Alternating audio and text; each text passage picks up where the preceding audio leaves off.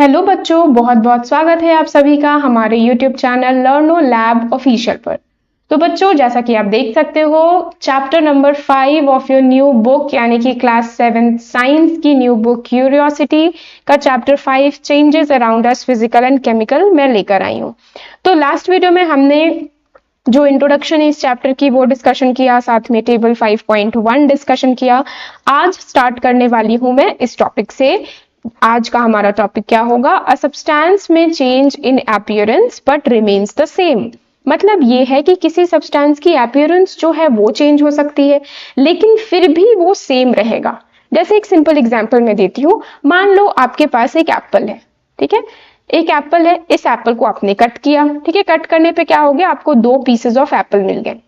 तो क्या अब ये एप्पल नहीं है? बिल्कुल नहीं, इट इज रॉन्ग। ये भी अभी भी एप्पल है। मतलब अगर मैं फुल 1 पीस लूं तो भी ये एक एप्पल है, और अगर मैं इसे कट कर रही हूं, कट करना मतलब मैंने इस पे चेंज कर दिया है। क्या चेंज किया? मैंने इसका शेप और साइज दोनों चेंज कर दिया है। कैसे? कटिंग करके, ठीक है। तो कट करने के बाद भी ये क्या है? कट करने के बाद ही एप्पल है।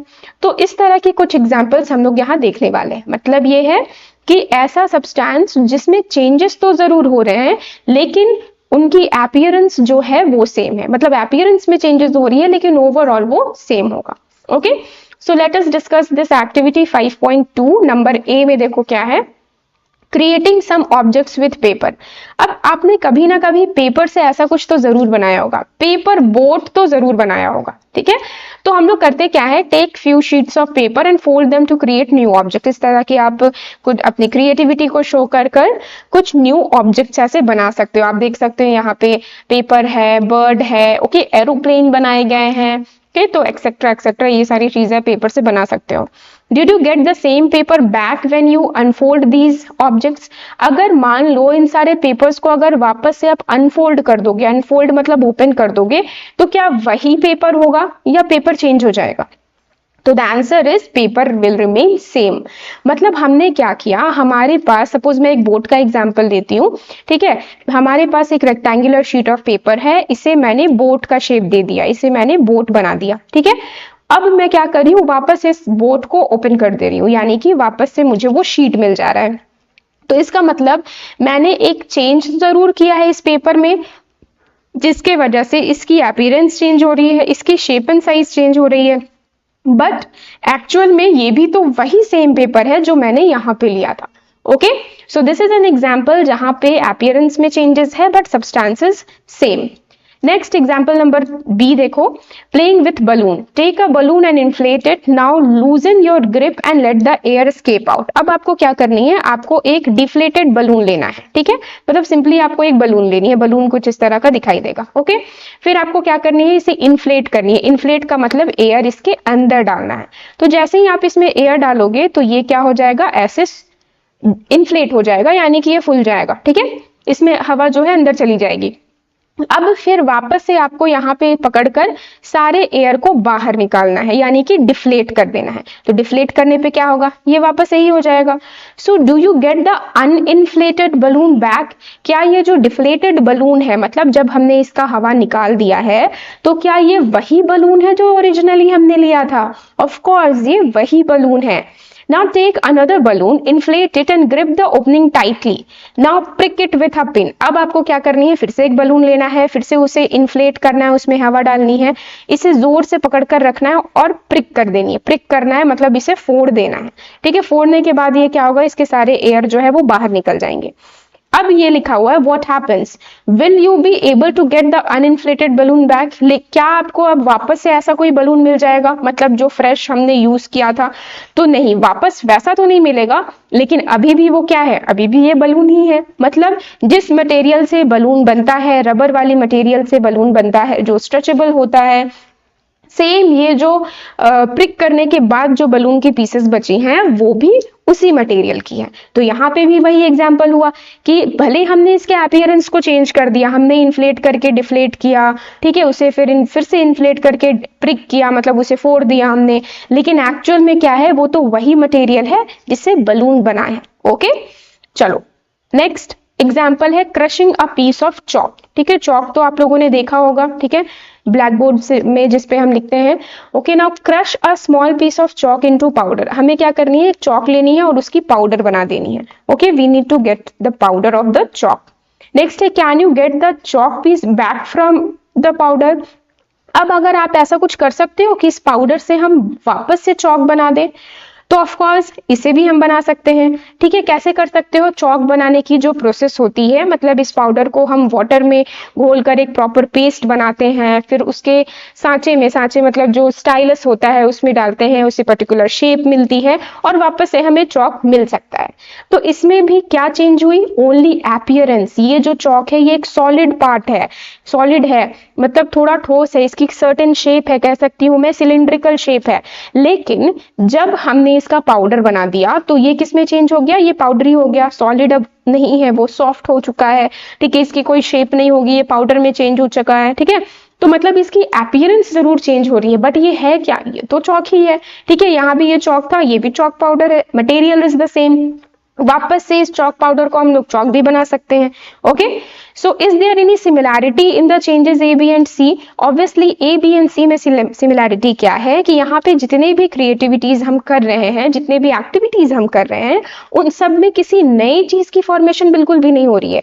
क्या हो रहा है, बस उनकी अपीयरेंस चेंज हो रही है, ओवरऑल वो सेम है। Okay, so during all these changes material such as paper, rubber sheet of the balloon and chalk remain the same through their appearance. Okay, sorry, though their appearance that is shape or size may have changed. ठीक है, तो बहुत ही important line ये लिखी गई है कि यहाँ पे जो कुछ भी हमने यूज किया, पेपर यूज किया, बलून यूज किया एंड चॉक यूज किया, तो ये सबके सेम है, material is the same, totally same, बस उसके शेप साइज जो है वो चेंज हो जा रहे हैं। Okay, You may also recall from the grade 6 science book, that is again the curiosity, that water can exist in 3 states. Okay, हमने वाटर चैप्टर पढ़ा था ना क्लास 6 में, आपको याद होगा। तो उसमें हमने क्या पढ़ा था कि वाटर के डिफरेंट स्टेट्स होते हैं, 3 स्टेट्स होते हैं। कौन कौन से होते हैं, सॉलिड, लिक्विड एंड गैस। मतलब वाटर इन तीनों स्टेट्स में एग्जिस्ट करता है, solid in the form of ice, liquid in the form of normal water and gas in the form of steam. तो यानी कि वाटर जो है वो इन तीनों फॉर्म में एग्जिस्ट करता है। ठीक है, and they can change from one state to another, वो एक स्टेट से दूसरे स्टेट में चेंज हो सकता है। Next, in all these cases although we have a change in appearance no new substance is formed. ठीक है, appearance में जरूर changes हो रही है, लेकिन क्या कोई new substance की formation हो रही है, क्या कोई नया substance बन रहा है, so answer is no, कोई नई सब्सटेंस की फॉर्मेशन नहीं हो रही है। Okay, so such change in which only physical properties like shape, size and states of the substance change is called physical change. तो वेरी इंपॉर्टेंट डेफिनेशन, ऐसी changes जहां पे सिर्फ physical property of the material change हो, यानी कि shape change हो, उसकी साइज चेंज हो, कहो स्टेट चेंज हो, या कभी कभी कलर चेंज हो। ठीक है, तो इसे हम क्या कहेंगे, इसे हम कहेंगे फिजिकल चेंजेस। ओके, होप आपको ये अच्छे से समझ में आ गया होगा। चलो अब मैं आगे बढ़ती हूँ with a different type of change. So let's explore a different type of change. अब इसमें हेडिंग क्या है, अ सब्सटेंस में change in appearance but not remain the same. मतलब ये हुआ कि अपीयरेंस में वो चेंज हो रहा है, लेकिन अब वो सेम नहीं है, it is changing it's form. मतलब हमें क्या होगा, एक नए सब्सटेंस की फॉर्मेशन दिखाई देगी। Okay, so let us explore with an activity. Take 2 glass tumblers और small transparent bottles, mark them A and B. ठीक है, तो 2 ग्लास टम्बलर्स हमें लेनी है, एक ए और एक बी मार्क कर देनी है। Fill 1/4 of the glass tumbler A with tap water and 1/4 of the glass tumbler B with lime water. एक में हमें से नॉर्मली पानी रखना है, वाटर लेना है ए में, ठीक है, और दूसरे ग्लास टम्बलर में हमें लाइम वाटर लेनी है। Okay, lime water. Next है now blow air, exhale into each glass tumbler at once at a time using separate straws. अब इसमें आपको एक एक straw लगा देनी है। ठीक है, अच्छे से dipped होना चाहिए ये straw, be careful कि ये straw जो है ये dipped होनी चाहिए। ठीक है, और उसके बाद आप exhale करो। exhale मतलब अपने सांस को बाहर निकालो with the help of mouth. ठीक है, नोज से नहीं, माउथ के हेल्प से आपको हवा बाहर निकालनी है और इसमें डालना है with the help of straw. ठीक है, कॉशन, फिर से सावधान किया जा रहा है आपको, do not suck the water और lime water while doing this, ठीक है, और बहुत प्रॉपरली करना है क्योंकि आप एक्टिविटी कर रहे हो, पानी नहीं पी रहे हो। ओके, सो आपको ध्यान रखनी है कि आप वाटर या lime water, specially lime water को माउथ में ना लो। ओके, सक नहीं करो। Now do you notice any change, क्या आपको ये करने पे कोई चेंज दिखाई दे रहा है? क्या किया है हमने, वापस मैं रिपीट करती हूँ, हमें इन दोनों ग्लासेस में एयर आउट निकालना है, एक्सेल करनी है, ठीक है, वाटर में और लाइम वाटर में। ओके, अब क्या कोई चेंजेस आएगा? तो देखो क्या बताई जा रही है यहाँ पे, in glass tumbler A blowing air into water creates bubbles only and there is no change in the appearance of water. Water में अगर हम लोग एक्सेल आउट करते हैं तो बस एयर के बबल्स हमें दिखाई देंगे और ऐसी कोई चेंजेस नहीं होगी और ऐसी कोई न्यू अपीयरेंस नहीं होगी। Okay, in glass tumbler B, blowing air into lime water creates bubbles and turns the lime water milky और क्लाउडी। वही जब आप लाइम वाटर में एक्सेल आउट करोगे तो लाइम वाटर जो है मिल्की हो जाएगा, यानी कि वेरी मच वो वाइट हो जाएगा, कहो कि वो क्लाउडी हो जाएगा। ओके, तो ये आपको लाइन से याद रखनी है, ठीक है। ऑब्जर्वेशन क्या है, वाटर में जब एयर ब्लो करोगे तो यहाँ पे no change in the appearance of water, ठीक है, याद रखना इस बात को, कोई वाटर के अपीयरेंस में चेंजेस नहीं हो रही है। और जब आप ग्लास टम्बलर बी में करोगे, यानी कि blowing air into lime water में जब एयर ब्लो करोगे तो वो मिल्की हो जाएगा, यानी कि थोड़ा क्लाउडी या कहो कि वाइटर हो जाएगा। Okay, if we leave it for some time the white substance settles at the bottom of the glass tumbler indicating something new has formed। उसके बाद थोड़ी देर के लिए इसे छोड़ दो, दोनों ग्लासेस को छोड़ दो, तो बी वाले ग्लास में यानी कि जिसमें आपने लाइम वाटर लिया था उसमें आपको कुछ सेटल्ड दिखाई देगा, ठीक है, नीचे की तरफ ऐसा कुछ बैठा हुआ दिखाई देगा जो जनरली व्हाइट कलर का होगा। Okay, next, such changes in which one or more new substances are formed are called chemical change। अब देखो यहाँ से एक डेफिनेशन निकल कर आ रही है जो आपको याद रखनी ही है। तो ऐसी चेंजेस जहां पे कोई न्यू सब्सटेंस की फॉर्मेशन होती है इसे हम क्या कहेंगे, इसे हम केमिकल चेंजेस कहेंगे। और ये जो केमिकल चेंजेस हो रही है ये किसकी वजह से है, due to what the chemical changes are have been done, तो it is done due to chemical reaction। मतलब जरूर वहां ना कोई केमिकल रिएक्शन हुआ होगा जिसकी वजह से केमिकल चेंजेस होते हैं। ओके, जैसे एक सिंपल एग्जांपल देती हूँ, मान लो अगर आप लोग कुकिंग कर रहे हो, ठीक है, दैट मीन्स आपने सब्जियां काट कर रखी है, ठीक है, कुछ सपोज पनीर है, ठीक है, पनीर के लिए जो भी इंग्रेडिएंट्स चाहिए आपने रेडी रखा है, उसके बाद आपने इसका जो भी डेलिकेसी आपकी है, जो भी पनीर से बनाना है आपको, आपने वो डिश रेडी कर लिया, ठीक है। तो क्या ओरिजिनली जो कुछ भी हमने लिया था वो सेम डिश में भी वही दिखाई देगा या इट विल बी डिफरेंट? तो ऑब्वियसली वो डिफरेंट होगी, उसकी टेस्ट डिफरेंट होगी, उसकी टेक्सचर डिफरेंट होगी, उसका कलर डिफरेंट होगा। होता है ना, जब हम सब्जियों को मतलब उसे कुक कर लेते हैं तो सब्जियां सॉफ्ट हो जाती हैं, ठीक है, उसकी टेस्ट चेंज हो जाती है, उसकी कलर भी चेंज हो जाएगी, ठीक है, स्मेल भी चेंज हो जाएगी। तो दैट मीन्स यहाँ पे कोई नई सब्सटेंस की फॉर्मेशन हो रही है ना, इसलिए ये सारे चेंजेस हमें नजर आ रहे हैं। सो this is what, this is chemical change. Okay, और न्यू सब्सटेंसेस यहाँ पे जो फॉर्म होते हैं ये किसके थ्रू हो रहे हैं, केमिकल रिएक्शंस के थ्रू हो रहे हैं। तो this line is also important, new substance they are formed through the process called chemical reaction. Okay, अब देखो यहाँ पे कौन सी केमिकल रिएक्शन हुई है इस फिगर में, आई मीन ये जो एक्टिविटी हम लोग कर रहे हैं, तो बी वाले टम्बलर में कौन सी एक्शन हुई है, कौन सी रिएक्शन हुई है वो देखो। In this case carbon dioxide from the air you breathe out, that is exhaled, reacts with lime water and forms a new white colored substance calcium carbonate that is insoluble in water। Very interesting, देखो क्या हो रहा है, आप जो air blow out कर रहे हो, ठीक है, एयर जो आपके माउथ से निकल रही है, एयर ब्लोन आउट, ठीक है, इसमें क्या है, इसमें है कार्बन डाइऑक्साइड। और जो लाइम वाटर हम लोग ले रहे हैं, लाइम वाटर एक्चुअल में क्या है, it is calcium hydroxide CaOH whole 2। तो जब ये दोनों मिलते हैं तो किस चीज की फॉर्मेशन होती है, कैल्शियम कार्बोनेट की फॉर्मेशन होती है। ओके, कैल्शियम कार्बोनेट की फॉर्मेशन होती है जो एक व्हाइट कलर्ड सब्सटेंस है। ओके, तो आप इसे वर्ड्स में भी लिख सकते हो, CO2 क्या है, Ca2 is carbon dioxide gas है ये। ओके, फिर CaOH होल 2 क्या है, ये है कैल्शियम हाइड्रोक्साइड, और ये दोनों रिएक्ट करने पे क्या मिल रहे हैं, कैल्शियम कार्बोनेट। ओके, होप आपको ये समझ में आ रहा होगा। तो क्या लाइम वाटर के बारे में जब हम बात करें तो इसकी कलर क्या है, ये व्हाइट इन कलर है। और जब कैल्शियम कार्बोनेट की बात करो तो this is whiter, this is milky white कहो या ये क्लाउडी जैसा दिखाई देगा। ओके, तो यही डिफरेंस हमें दिखाई देती है जब ये एक्टिविटी हम लोग कर रहे हैं। Therefore the liquid in the bottle appearance milky, along with this a small amount of water is also formed। साथ में यहाँ पे थोड़ी वाटर भी हमें दिखाई देगी।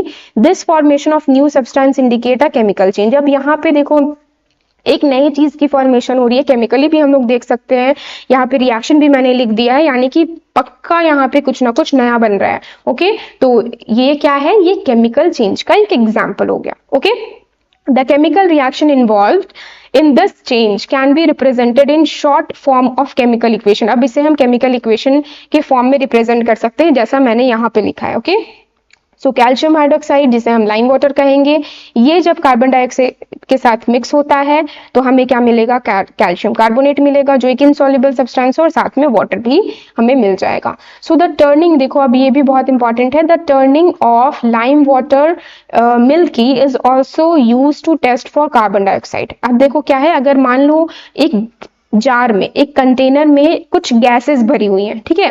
अब आपको पता नहीं है क्योंकि generally most of the gases का कोई कलर नहीं होता है, ये ट्रांसपेरेंट है, ठीक है, हवा का कोई कलर नहीं है, हमें दिखाई नहीं दे रहा है। तो मान लो यहाँ पे कार्बन डाइऑक्साइड है और मैं कह रही हूँ आपसे कि आप पता लगाओ कि इसमें कौन सी गैस भरी हुई है, या तो फिर मैं ये कह रही हूँ कि आप प्रूव करो कि इसमें कार्बन डाइऑक्साइड है। तो आप क्या करोगे, आप करोगे लाइम वाटर टेस्ट, ठीक है, लाइम वाटर टेस्ट करोगे। अब ये लाइम वाटर टेस्ट कैसे करोगे, इस गैस को आप ऐसे कंटेनर में डालोगे जिसमें लाइम वाटर हो, यानी कि जो चूना वाला पानी है फ्रेशली प्रिपेयर्ड होनी चाहिए। चूने को पानी में मिला दो, लाइम को, क्विक लाइम को पानी में मिला दो, तो वो जो लाइम वाटर प्रिपेयर हो जाएगा उसमें इस कार्बन डाइऑक्साइड गैस को डाल देना है। ओके, अभी मैंने क्या बताया, ये जो लाइम वाटर की कलर है ये तो व्हाइट होती है, लेकिन आफ्टर मिक्सिंग कार्बन डाइऑक्साइड जैसे इसमें जाएगा ये व्हाइटर हो जाएगा, it will become more white, ठीक है, मिल्की हो जाएगा। तो अगर ये मिल्की हो रहा है इसका मतलब हाँ, हमने जो सब्सटेंस यहाँ पे लिया था, यानी कि हमने जो गैस लिया था ये कार्बन डाइऑक्साइड है। और अगर मान लो इसकी कलर चेंज नहीं हो रही है, ये सेम है, इसका मतलब no, it is not carbon dioxide. Okay, तो होप आपको ये एक्टिविटी समझ में आई होगी और अच्छी भी लगी होगी। चलो, let us explore this with another activity using some substances from our kitchen. अब हमारे किचन में जो कुछ भी अवेलेबल है उसके साथ एक्टिविटी करते हैं। So take a teaspoon of vinegar or lemon juice in a test tube. Take a pinch of baking soda, that is sodium hydrogen carbonate, to it। अब हमें क्या करनी है, टेस्ट ट्यूब लेनी है, उसमें सबसे पहले आप डाल दो सोडियम हाइड्रोजन कार्बोनेट यानी कि बेकिंग सोडा। एक्चुअल में देखो वो व्हाइट कलर की होती है बट मैं यहाँ ग्रे से शो कर रही हूँ, but it is white. Okay, अब हमें क्या करना है, इसमें लेमन जूस या तो फिर एसिटिक एसिड डालनी है, मतलब विनेगर डालनी है, ठीक है। तो ऐसे हमने डाल दिया। अब क्या होगा, What do you observe?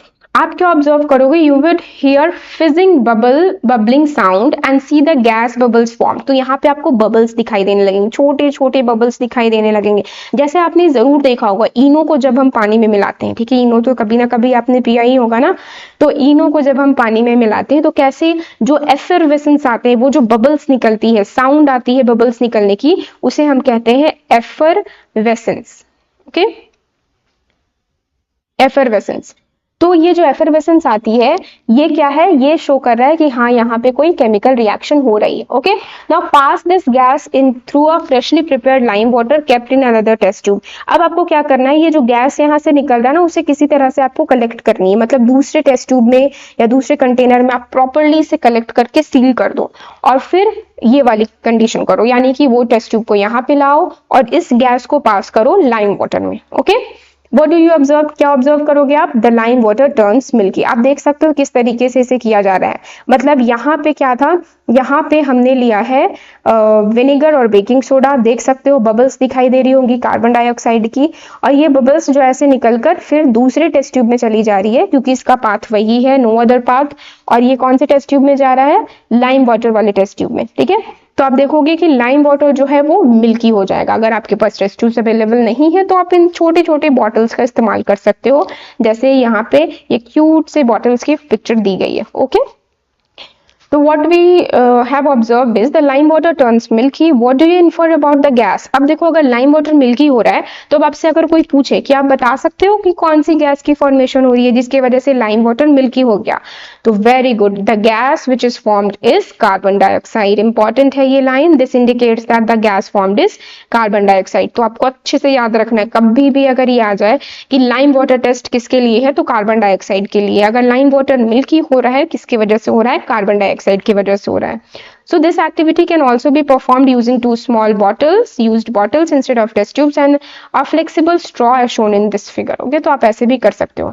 Next है, since a new substance carbon dioxide is formed in this reaction, we say that chemical change has occurred here. अब देखो यहाँ तो ये chemical change है, हमने तो विनेगर और बेकिंग सोडा लिया था, मिक्स करने पे तो ये कार्बन डाइऑक्साइड निकला. ओके, दैट मीन्स यहाँ पे कोई केमिकल रिएक्शन हो रही है, और अगर केमिकल रिएक्शन हो रही है मतलब ये कौन सी चेंज है, वेरी गुड, ये केमिकल चेंज है, ना कि ऊपर की तरह फिजिकल चेंज है. क्योंकि यहाँ पे तो कोई नई सब्सटेंस की फॉर्मेशन नहीं हो रही थी, पेपर पेपर ही रह गया, बलून बलून ही रह गया, चौक चौक ही रह गया. ठीक है, बट यहाँ पे हम देख सकते हैं नई नई चीजों की फॉर्मेशन हो रही है. लाइम वाटर मिल्की हो जा रहा है, क्यों, क्योंकि कैल्शियम कार्बोनेट की फॉर्मेशन हो रही थी. यहाँ पे बबल्स हमें दिखाई दे रहे हैं, क्यों दिखाई दे रहे हैं, क्योंकि कार्बन डाइऑक्साइड की फॉर्मेशन हो रही है. ओके, आपको समझ में आ रहा होगा ये सारी चीजें. सो repeat the above activity using baking soda and water. Similarly आप बेकिंग सोडा और वाटर के साथ देखो और बताओ कि बबल्स की फॉर्मेशन होती है या नहीं, और क्या ये फिजिकल है चेंज है या केमिकल चेंज है, ये भी आपको बताना है. ओके, तो ये आपके लिए होमवर्क है, आप इस एक्टिविटी को करो, किचन में जाओ, बेकिंग सोडा लो, थोड़ी सी पानी लो, डालकर देखो क्या बबल्स आ रहे हैं या नहीं, और फिर मुझे कमेंट कर कर बताओ क्या लगता है आपको, ये फिजिकल चेंज है या केमिकल चेंज है. बस मम्मी से मार मत खा जाना. ओके, सो होप आपको ये वीडियो अच्छी लगी हो. लाइक करो इस वीडियो को, सब्सक्राइब करो हमारे चैनल लर्नो लैब ऑफिशियल को, और भी ऐसे वीडियोस के लिए साथ में आपको इसके सॉल्यूशंस भी मिलते जाएंगे. Okay, so thanks for watching.